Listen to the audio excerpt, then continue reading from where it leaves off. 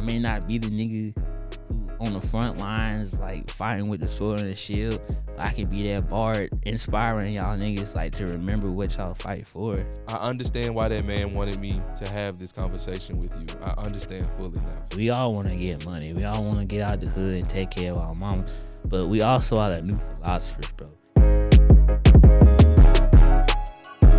Let's do it.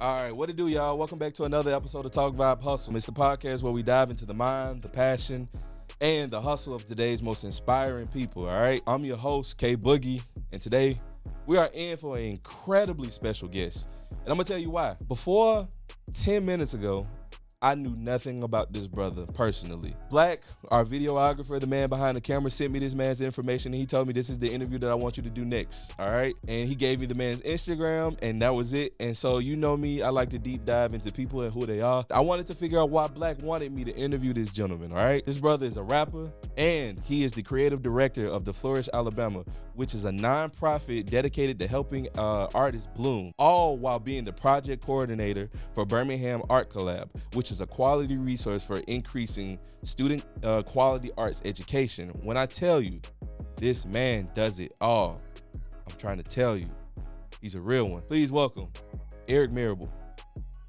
Boom. How you feel about it? I give him a little cha-cha with the intro. I'm honored, man. Shout out to Black, shout out to Trey for the look. Shout out to K. Is it K-Boogie? K-Boogie, yeah, man. It's K-Boogie, K-Boogs, K, whatever you want to call me, I might answer. Appreciate that, man. Appreciate that. I'm stoked. Like I said before we started recording, man, I just want to tell you again how important this is for me. If you've been here, like I said, I didn't know you before 10 minutes, and I already can tell this is about to be an amazing episode. But before we get into the rest of it, I want to learn more about you. So give me your humble beginnings. Give me the origin story. Yo, respect, man. Birmingham, born and raised. Grew up on Inner Ridge, more North Birmingham. Okay. Then we moved. Literally, like a few days after it was like my 12th birthday, we moved to Center Point, to Jefferson County Schools. Went to Pinson Valley High. Go Indians. It also was like my first like run-in with like redlining, because we're literally on the line between Center Point and Pinson. Yeah. And like one house was Center Point, one house was Pinson. Our house was Center Point, one house was Pinson. Yeah. It was all the black houses. I was like, yo, it's just crazy. I'm living this right now. But that's what they did. After high school, I was a huge theater nerd. Okay. I thought I was gonna play tight end in the NFL. That dream did not happen. Was you nice though? In PE, I was a dog. I was an absolute PE dog. legend. Nah. Hey, hockey, me too. Me too. I'm a PE legend for sure. Like I righteously played sports, but PE, I was showing out for sure. You right now. That's when you got your boys, the hoes over there. Look. Yeah. I'm way nicer in PE than I am in real life. I used to be they used to say hefty. I was a wider young man, so I played nose guard and I played all the positions on the offensive line. So I was all right, man. But I didn't get that 6'6" go spurt. You know what I'm saying? I was looking for. You know what I'm saying? You know what I'm saying? But that led me into I ended up going. I went to Shades Valley my freshman year, horrible year. Then I went to Pinson Valley. I had just missed the sign-ups for football. Wait, time out. What year were you a freshman in Shades Valley? Because I went to Shades Valley. What? It had to be 07. Oh no, I was in middle school. Yeah. I'm a little. And then I had just missed the sign-ups for football, so I was going to do track, and so I love the track coach. Shout out to Mr. Palmer, a true Christian. And then I got auditioned for a musical. I'd always wanted it to be on stage. I had got cast in a musical, and so I was like, yo, I'm not gonna be able to do track. And from there, the lead had dropped out, so I ended up taking his part. And from there, like, it was all she wrote. I was a theater person, theater kid. Yeah. And I learned how to sing in high school. I was the least musical out of our family, which is because we're all musical. But when I finally learned how to sing, it was really dope. Learned how to sing? Yeah. I always thought it was a talent that you had to have beforehand. It's a muscle. Really? A muscle, bro. I feel like everybody can sing. They need a space where they can suck without judgment. That's what I had. I had a safe space to practice so I could actually explore all those different muscles that go into it. Yeah. So I shout out every day. My choir teacher, Mr. Charles Henry. I started off as a bass. He showed me the fundamentals of how to sing, how to like approach a song. I got to college. I went to the University of Alabama, and I got to do classical voice lessons for those 4 years. So his foundation really led to so much he doesn't even know. I hope I get to tell him one day. And then after Penn State, went to the University of Alabama, got a theater scholarship, and then I got a speech and debate scholarship. And that's really where I honed most of my craft as a performer with speech and debate. I had more consistent work over there than I did at the theater department. What speech and debate? So what goes into that? What does practice look like for speech and debate? For sure, man. So we say speech and debate. Well, what I technically did is called forensics. It's not the CSI type beat, but forensics is a series of events for orators. You have interpretation of literature. That's mostly akin to what I did, taking movie scripts, plays, commercials, radio scripts, cutting things together with a thesis statement to guide it.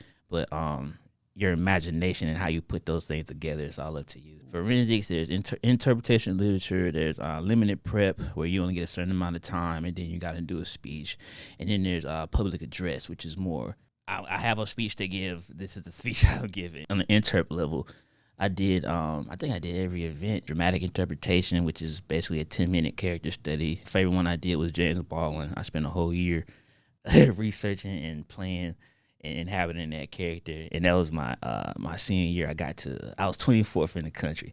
I would have got higher, but I went overtime because I was feeling that shit. It was the best performance I've ever given. I still to this day, man. But no, forensics is dope. So I really had time to really learn how to develop a character. Like the theater department was like, there's the racism thing that's just embedded in the University of Alabama. It's tough, and so they didn't really create an environment for Black students to explore our identity, explore stories that really speak to us type beat. I couldn't get what I needed at the theater department, but in the speech and debate and forensics, it was all my imagination. I got to come up with my ideas, create my characters. I didn't really have much oversight because I was just that dope. But they would tell me like how to play that forensics game, because with interpretation of literature, first of all, you're doing this in a suit.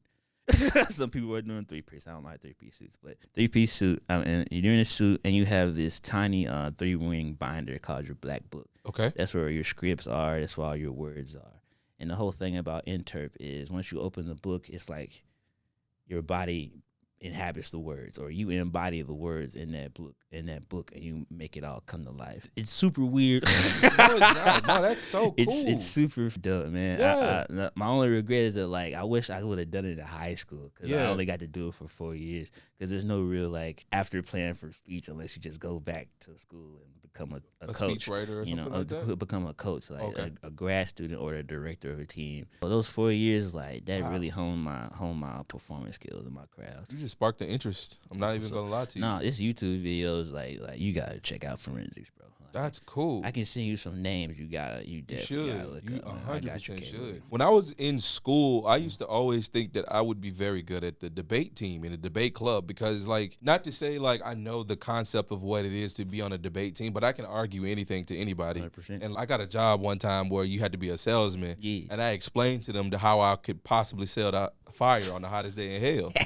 And they were like, this dude is crazy. And I'm like telling you, like, nah, you go door to door and you ask them like, hey, have you received fire today? And it's like, oh, it's hell, it's already hot, but have you received your fire? They're like, wait a minute, are you selling fire as a unique item? Yeah. Yeah. And so like I've always had that ability, the gift of gab, so to speak. So it's like I've always wanted to do that, but I've never pursued that anywhere at all. So to hear you speak of it, I'm like, shit, that sounds so fun.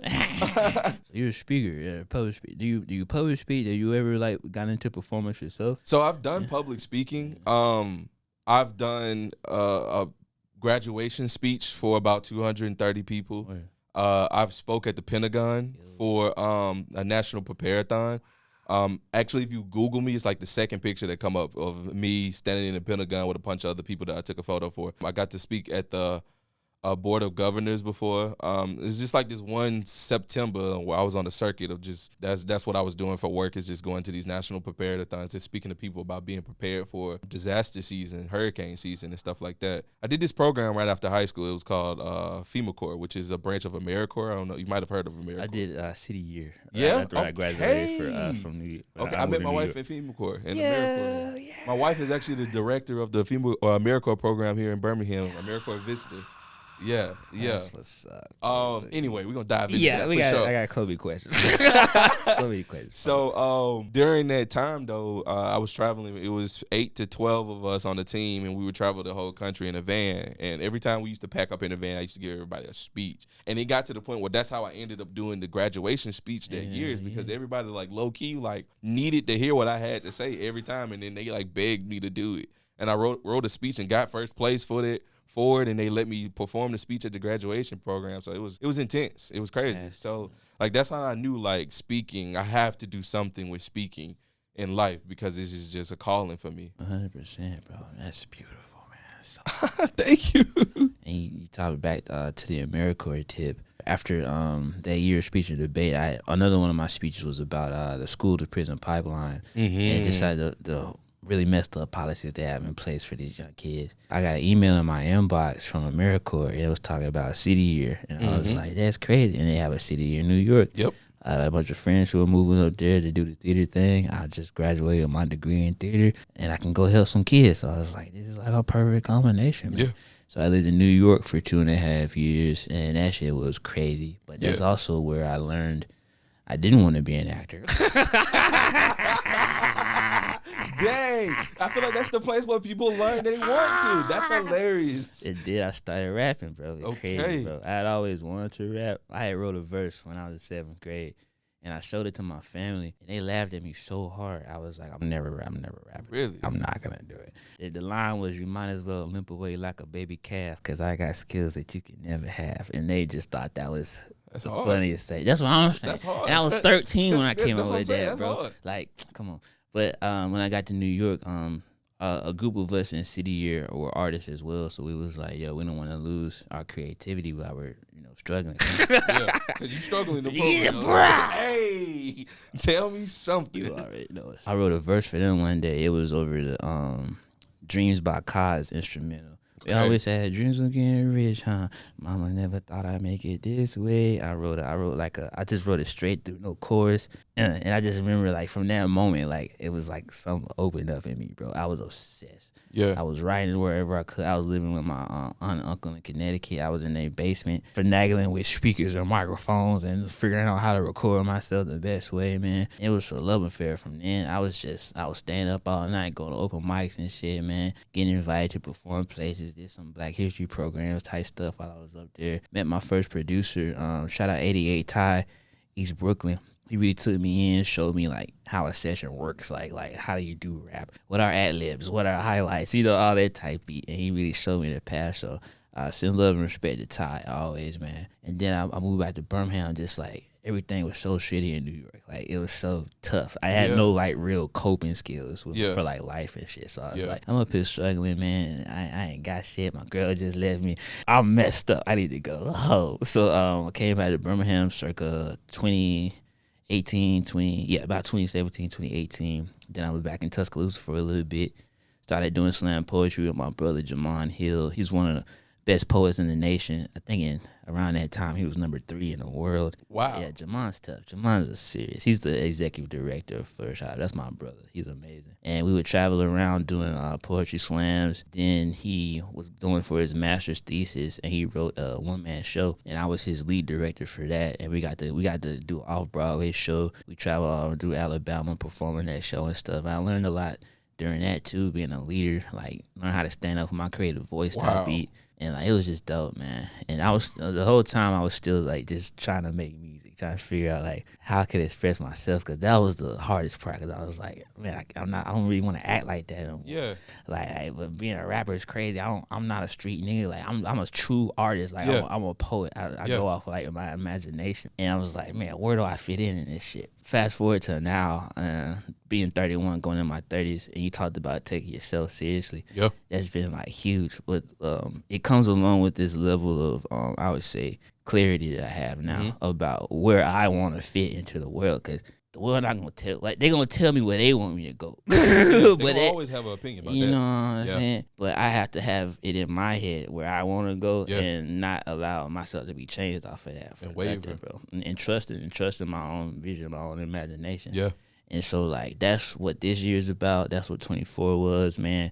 Just working, collaborating, growing. And then next year, I just want to, like, apply all the shit that I learned over this year, bro. Like, and really step out on faith that, like, I'm really that nigga.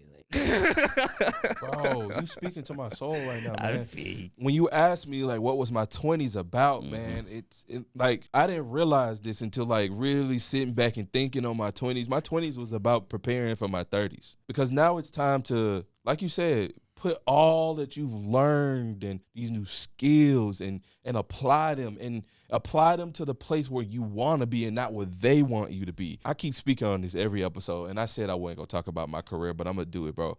I've been working for a long time in an amazing career for the government. Real shit. I have a very comfortable career, but at the same time, I'm not happy. And my life, you would think that a nigga like me is very happy. You would really think that, but I'm not happy with my career.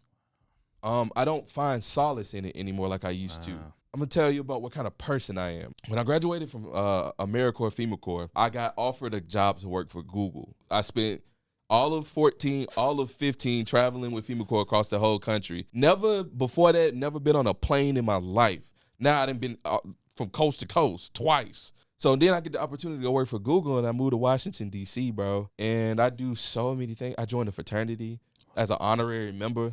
I went to college and didn't go to college. I had every college experience you could think of other than anything that happened in the classroom. So from the parties, hanging out on campus, going to the cafeteria, library. Bro, I was dorms. Bro. Like, straight up. Everybody on that school campus, like, that knew my group of friends knew me. And, like, you know what I'm saying? The running joke, you don't even go here. So, you know what I'm saying? But I had an awesome life. Yeah, I was making great money with Google. They started me out at $35 an hour, dog. Nigga, I was 21. I was 21. Pressure. Yes, and then I was only paying $500 a month in rent, living in Washington, D.C. I was living, bro. And my job now, they call back, and I work for FEMA. And the point is, we go out during natural disasters. We go when people have nothing. We help build them back up. I might not directly be involved with what it looks like to build you back up, but I'm involved with the process to make it all happen. I feel you, and I love that.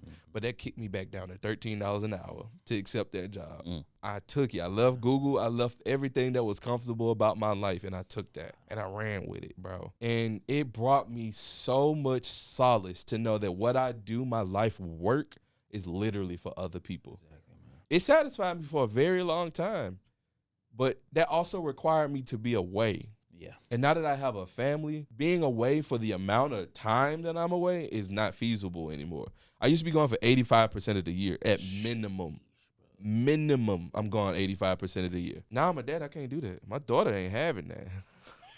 First one on the line. Where you at? Excuse me. Like, after, like, when she turned, like, 4? Yeah. I'm going, like, 2 weeks. Nah, son. Where you at? What you doing? That don't sound like you on the way home. Yeah. Oh, so I'm here with you when it comes to, like, deep diving into myself now. 100%. And I think it's time for me to pour into me. It's very important. How you gonna pour into other people if you ain't got nothing in yourself, dog? Like, and the older we get as black men, we're expected to shrink down to just all the shit we've been through, just compact it and just carry it, bro. Yeah. That's not sustainable, boss. No. Like, I look at my parents, I'm like, yo, like, I love y'all to death, but that's one aspect, like, I don't want. Like, if I'm not happy, I'm doing something about it. I'm immediately. Cause one, y'all gave me the time. I love y'all and appreciate y'all so much for giving me that time and that space to be able, in this world, to be able to do that. But like on top of that too, man, I gotta be an example.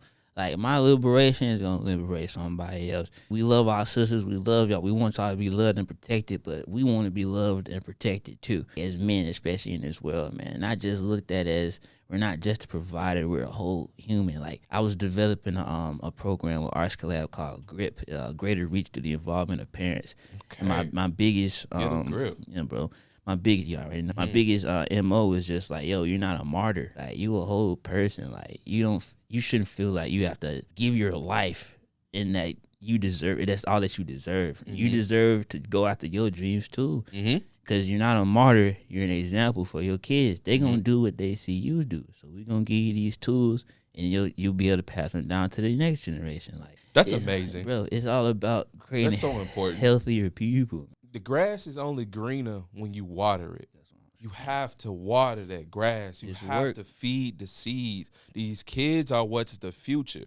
I just got done literally driving back from Chicago earlier today. I went to go get my nieces and my nephew for the Christmas week. They going through a lot right now with their family on their side and their mom, and I wanted them to have a really good Christmas. It took a lot out of me to drive 9 hours there, 9 hours back, then turn around and do it 2 weekends later. But it meant so much to me to see those smiles on those kids' faces. That's what it's all about, bro. It's pouring back into the youth. I gave my niece one of my old PS4s. I just had one in the closet, bro. She hasn't stopped calling her friends and telling them about that, bro. And it made my Christmas, bro. I remember when I got my Xbox 360 and could not stop telling people, bro. So like that made my Christmas to see how geek she was. And bro, she playing Fortnite, sent me a picture, got ninth place. I said, yo, we lit. We lit. I can honestly say, after doing my little research about you, bro, that's my favorite part, bro. Is how much you want to give back to them kids and them seeds. That's respect for real. Appreciate that, kid. Yeah, man. I operate off of just like be the person you wish you had when you was a kid, man. That's literally what it is. I was just so misunderstood. Like I know a lot of niggas say that and they be assholes, but no, legitimately, like I'm a dickhead too, though. You know what I'm saying? Sometimes you gotta be. Yeah. But like on the strength of like I'm trying to tell you what's true, and instead of trying to understand, I'm one rejected, two punished. I was like, worse. Yeah, combination is crazy. You see what I'm saying? Yeah. I was just a kind of kid, but like I was like, yo, if I'm ever in a position where I can help somebody and not feel that, or like show them that what they have to say is valued, bro, that's everything. That's everything to me. Everything. That's everything to me. And like that's what this podcast is all about for me, is like I have a platform to literally do that now whenever I want to. Mm-hmm. If somebody wants to come on my show and you want to sit here and talk about how you've had a business, you've opened 3 or 4 of them motherfuckers and they not working, you don't feel like you get the support of the city of Birmingham, let's talk about it. Let's not talk about it to bash the city. Let's talk about what we can do to make it right. If you want to use this for marketing, that's what it's for. Because like our city is under such a negative light all the time. There's so many positive things that are actually going on a regular basis. They just don't get the light because the negative things are quote unquote the highlights or what's trending. And that's crazy to me. It's so backwards, bro. It's so backwards. This is a beautiful city. We have a lot going on. We have great people here. And it just doesn't get shown. And we're also just mad, disjointed. Like, we ain't talking to each other. So we know what each other's going on, uplifting each other. That's a big part of the Flourish and our mission. We want to help artists bloom. The biggest part of that is going to be the community. Mm-hmm. You guys support these people, these literal pioneers who are creating something completely new and original in this city that's known for destruction. We're known so historically for greatness, but in this current time, why aren't we focused on the exact things that made us that back in the day? No, I be talking about this all the time, K. Like Birmingham deserves better. These kids deserve better. I'm not even gonna get into the education tip because I don't want to be super upset, bro. But it's so much that they need help. The education system, I'll talk about that. It's ass. It's a shame that I had to move to Shelby freaking County, and pay what I have to pay to live where I live so my daughter can go to a good school. That's a shame. And on top of that, a good school here is probably like a low-class school somewhere else where they actually have good schools. It's terrible. And it's 100% leadership, man. It is. The principals, the people in the school board who done had the same job for 48 years and hadn't been in a classroom in 30 of them. They don't know what's going on in the streets. They don't know what these parents going through. Yeah, what the teachers go through. What these teachers are going, and they're probably the most neglected, honestly. Yeah. If the teachers felt appreciated and loved, we'd be seeing a better result too. But because from the chain down, bro, it's dysfunction. Not only that, they can't even do the basic shit, customer service. They can't even return emails or phone calls, man. Yeah. I didn't know if I was gonna get into this today, but I'm actually gonna be leaving Art Collab. It's not just because of what's going on in the system. It was just I need to work with people whose spirit is in the same place as mine. I'm willing to go out and do the work and help train the next person. I'm not with all these politics. I'm not with all this coddling people's egos. Yeah. When the mission is more important than what it takes to make the mission happen. Man, come on, people. It's kids and parents and teachers and people out here hurting, and we can help. Yeah. And y'all want to sit over here and deliberate, have 4 meetings about making one move? The year is halfway over. Yeah. I've been working in the government long enough to know that if it makes sense, we ain't gonna do it. I promise you, I've seen so much money being flushed down the toilet for just nothing. It was just a waste of time. But at the same time, I hate to say it, but policy is policy, and policy is there because somebody fucked up somewhere.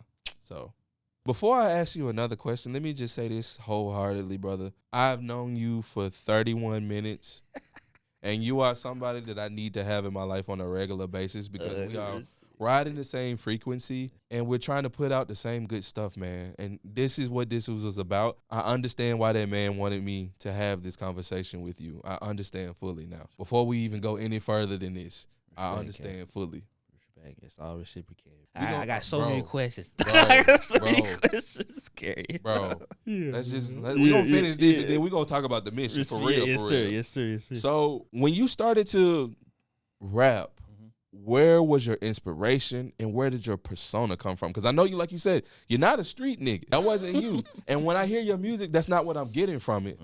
But again, where did it come from? Mad respect to mom and pops. We're all I'm the middle kid. I have an older brother. I mean, an older sister, younger brother. We were just exposed to so many things growing up, man. Our imaginations were never like stifled or like rejected by our parents anyway. From old movies, black and white movies, to like I know I can do anything that involves church or an event. I've done it. I can tell you how it rocks. My parents musically so diverse. My mom was the gospel, the R&B, the 80s pop, the all that type beat. She used to make us these cassette tapes with her boombox back in the day, and I just got a new shout out Google phone. But my old phone, my Android, had a cassette as the cover. My pops, he had us on the hip hop, man, crazy. He introduced me to DOC, Black Sheep, all the old school hip hop stuff, man. High energy, fun with the wisdom, sense of a rich man, knowledge in the rhythm. Shout out to the formula. And my dad also listened to a lot of rock music as well. Like, I'm sure he was the one that played the first rock song I ever heard, because I don't remember the first song I ever heard, but I remember I asked for an electric guitar toy, and I remember I would play with that hoe so much because the sound of a riff on a guitar, bro, is everything. Nothing like it. There's nothing like it, bro. My first rapper that I used to listen to a lot of Juvenile. Okay. What?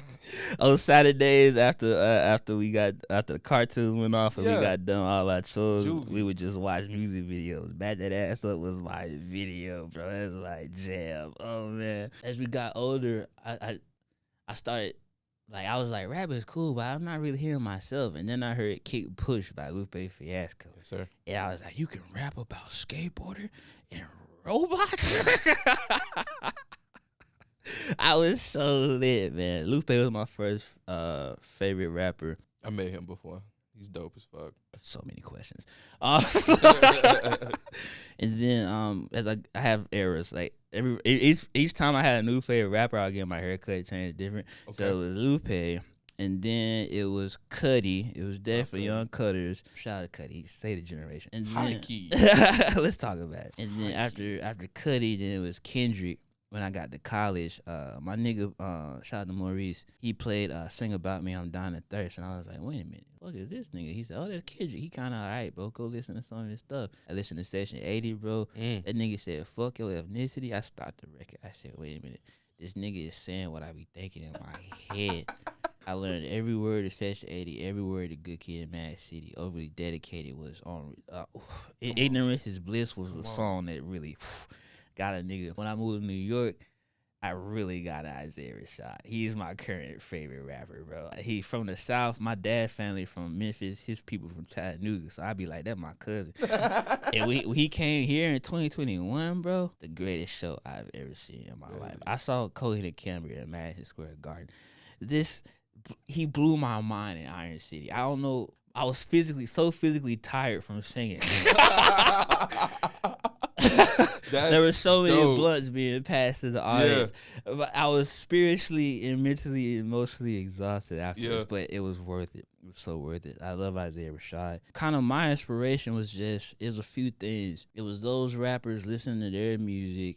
It was a lot of, I listened to this commencement speech by KRS-One. This was I was in my deep esoteric thought, conspiracy theory, rabbit hole type days. And I stumbled across this video. I forgot which college he spoke to, but in the first hour was him talking about the history and the origins of hip-hop. And that, like, blew my mind because there was a lot of shit I didn't know about Flash, Africa Bambaataa, and how it got started in Jamaica with niggas just dropping the needle, dog. I was like, what? And the second half, all he was talking about was straight the metaphysical implications of this art form. What you speak becomes reality. Like, I had always heard that before in my life, but to hear, like, someone as accomplished and brilliant as KRS-One repeat that about hip-hop, no one's an aspect of it no one's ever really told me about. Like, our parents sat us down, was like, yo, this real hip-hop. Y'all, all that stuff y'all listen to, nah, booty cheeks. I remember having those talks, but no one ever was like, yo, this is a spiritual medium. What you're doing is creating reality with every song, like every bar, so a little bit, bro. I always think about Mortal Man, Kendrick's interview with Tupac, and he talk about, yo, these our dead homies just speaking for us. And that's kind of how I approach writing, especially these days. Like, I'm a vessel, dog. I'm dope with the way the Lord allows me to see the connections and synthesize it into reality, but it's only because he allows me to see those connections. He allows me to have these conversations, and he allows these ideas to come to me.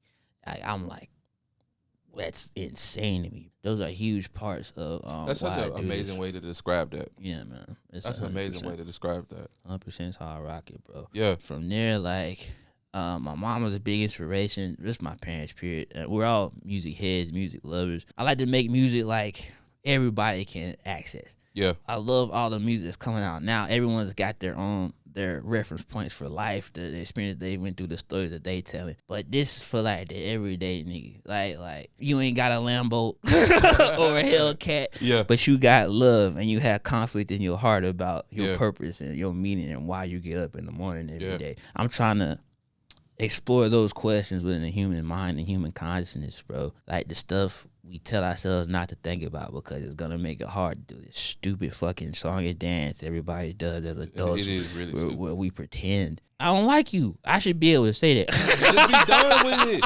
I shouldn't have to interact with you because like we work together now, and we should learn how to. Okay, we have a working relationship. I don't like you as a human. You don't like me for whatever reason, even though you're the shitty one in this situation. We ain't gotta deal with all that. We just let it be known, and we can operate from true honesty, bro. Yes, bro. And like, I think we should just be able to say that shit, man. And that's why I try to do it in the music. Like, I remember one class I had in college, my philosophy class. It was like philosophy 101 or some shit.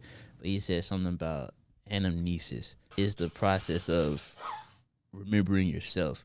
It was I think it was Socrates, who was just like, your life is just a cycle of remembering who you've been, who you are, who that true person was when you were birthed into this reality, this consciousness. Who were you before we got all civilized and all that type beat? That's what I'm trying to explore in art, bro. I may not be the nigga who on the front lines, like fighting with the sword and the shield, But I can be that bard inspiring y'all niggas like to remember what y'all fight for, to remember why you get up every Nigga on day. the drums. I'll bugle like I'm like a God. motherfucker, bro. It's I'm piped up. whatever gets y'all ready to take on the day. I always say, one of my favorite lyrics I wrote is, "I am what I gotta be to get from one day to the next." Like it's not no box you can really put me in. I'm gonna be whatever I gotta be to keep going because I got people depending on me. I got some shit I gotta see in reality, and I'm the only one who can make it happen. I feel that so heavily. All that shit. I feel that so heavily, especially when I just have this overwhelming feeling about this podcast, and I feel that energy so tough. Like I have to do this. Like it's not at a point where like it's like something fun and I enjoy doing it. Like I have to get this off because I don't feel complete when I don't do the podcast. When I don't do this, I don't feel like myself. I'm not happy. It was like a point where we hadn't recorded since like June, and then we recorded the first time in November. Yeah. In that gap, I went through so much BS in life and at work, and it was just awful. And then I came back to record my life, even though nothing has changed whatsoever. I just feel better. I'm more optimistic about my life again. I have a passion. And before doing this, I didn't even know I had a passion. Dude, I'm resonating with you heavy right now, fam. Okay, respect, bro. Respect. Hell yeah. What do you think is the most difficult part of your hustle in general these days? Working with people who don't see. I like to call it sight beyond sight. Shout out Thundercats. Mm-hmm. And I know that's an area I have to work on more. It's just being able to express it in a way that is more accessible to other people. Because not everybody sees the way I see things and the way my mind makes connections. And I have to be more cognizant of that. Something my friend told me the other day as I was going through the BS with Art Collab and stuff, just like, just remember, like, these people you're trying to work with or work for or whatever, they're not the source. But you gotta remember, you're not the source either. Like God's the source. He's the reason why all this shit is happening. If he gave you a vision, it's gonna come to pass, but you gotta trust him. Stop trying to force people who can't see to try to see. Like you're wasting time. Yeah, he's gonna send you the people who are gonna put you in position, or he's gonna put you in position to talk to those people. It happens every time, bro. Yeah. During my time as ED at Art Collab, every conversation I needed to have, I had it. Not every time I necessarily cold call or walk straight up to somebody. They find me. Like we had a conference a few weeks ago, the Teach for America summit. Everybody I need to talk to is in one building. It's real, like, but that's on me. I gotta trust. Yeah. I gotta trust that, and I gotta be patient, which is the other thing we need to work on. Cause like I just want to know. I'm so curious, dog. Like I will keep myself up all night just questioning, bro. Yeah. That's my biggest part. And allowing him to work, allowing him to trust, and not allowing that frustration to discourage me and kill my discipline and motivation. I know I'm super blessed to come from a space of true love and acceptance from my family and my tribe. And when I try to give that to other people and it's like shut down, it's crazy to me. Mm-hmm. But also, that's not a me thing. They've never experienced that type of thing. They don't. We're so ingrained with bullshit when someone's authentic and genuine. The reaction is, who you think you is? You know what I'm saying? Or you must be out to someone. What you trying to do? Type B. No, I'm just genuinely happy that you're alive. And I'm happy to see you. I'm happy to see you in your space, flourishing, thriving. Exactly. Shit, you woke up this morning. It's a blessing. I'm trying to show people give me so much flack at work because everybody always asks me how I'm doing, and I say amazing every time. Yeah. Even on my bad days, I'm gonna say amazing. Sir. And everybody always mock, you're amazing. You're amazing. Yeah, it's because, bro, I woke up this morning and somebody didn't. It's because I got a job, bro, and somebody don't.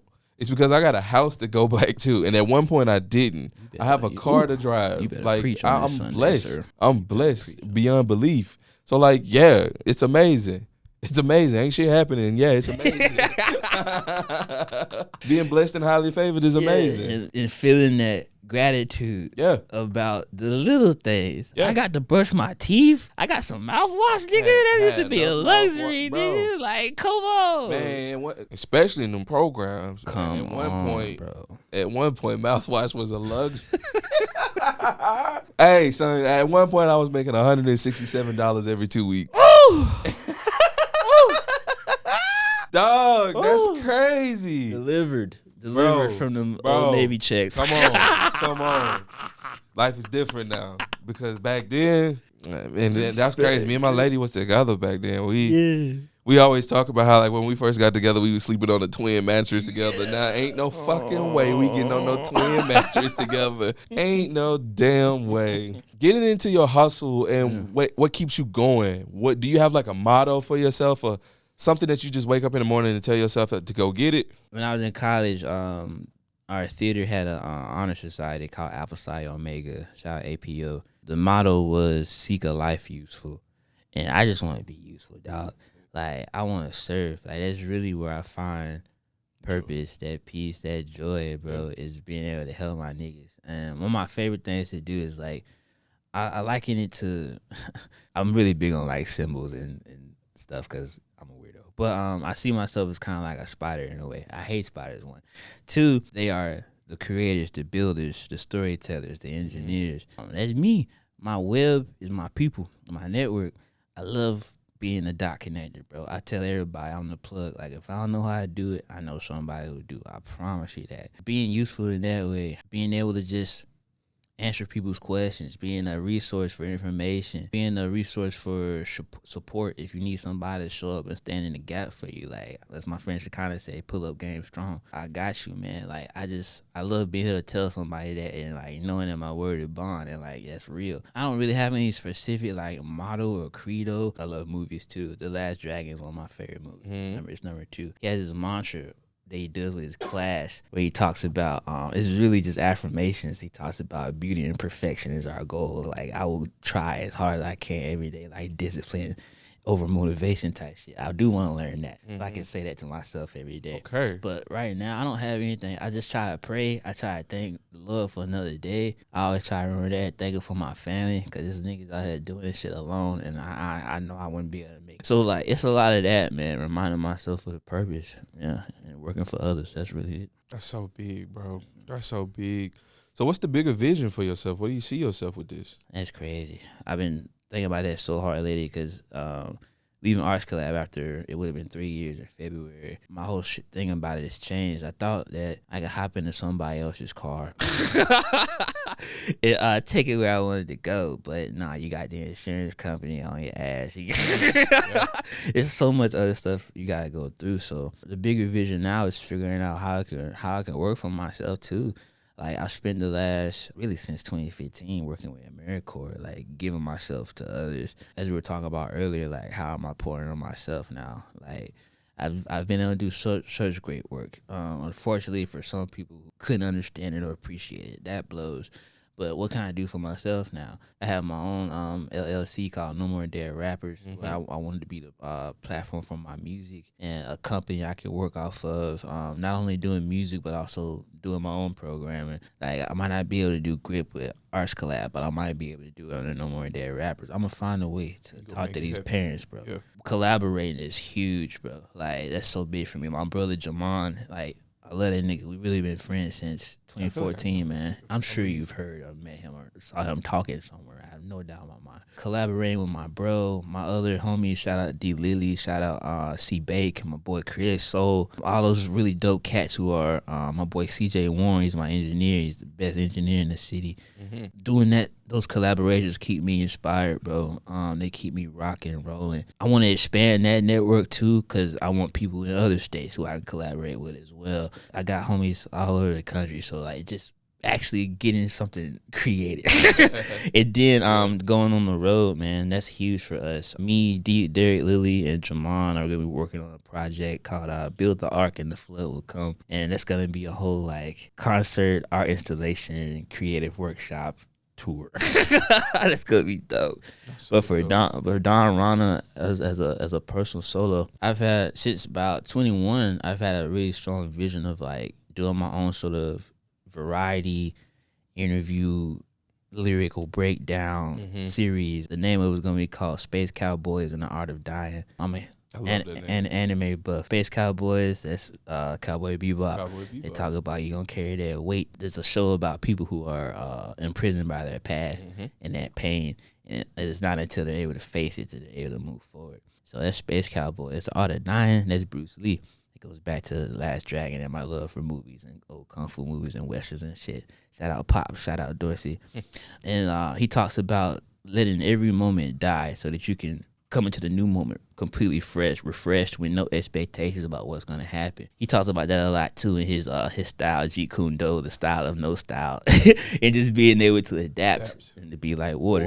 You know what I'm saying? So Space Cowboy is an art of dying. I want to interview dope ass people. I want to create weird, quirky videos. I want to break down my lyrics because like I feel like niggas they feel it, they don't really like understand the intricacies of how the words connect all the time. So I think that's a really good way to open myself up to the audience and just create a really nice relationship that way. I'm explaining to you too. Dope. You know what I'm saying? That'd be really dope, that's a really brilliant, really big one for me. Shout out to my creative director, Kimaya Donnie. She's been helping me get all this organized, which has been incredible. I need to talk to her. Yeah, she's fantastic. Yeah. I'm telling you, yeah, she's fantastic. But yeah, those are like the big things. Next year, I want to. My goal is to drop 2 projects. I got my punk rock project, Dutch Kills. I'm trying to drop ASAP. I have like 4 or 5 other projects in the works, and I'm trying to figure out the order how I'm gonna drop them. Because I had a conversation with a friend of mine. She said some shit that threw me off. I was like, wait a minute, she might be right. Yeah, I might have to do one project before I drop the other one. But I want to do my punk rock album, and then the No More Dead Rappers is gonna be like my super like hip hop heavy project. I just really want to like talk to rappers like and remind them like of our like true purpose. Like we all want to get money, we all want to get out the hood and take care of our mama, but we also are the new philosophers, bro. We the new disciples, bro. Like, how far into that project are you already? No More Dead Rappers, I have probably 7 or 8 beats, probably 3 songs that I've done, and some other stuff in various songs. Yeah.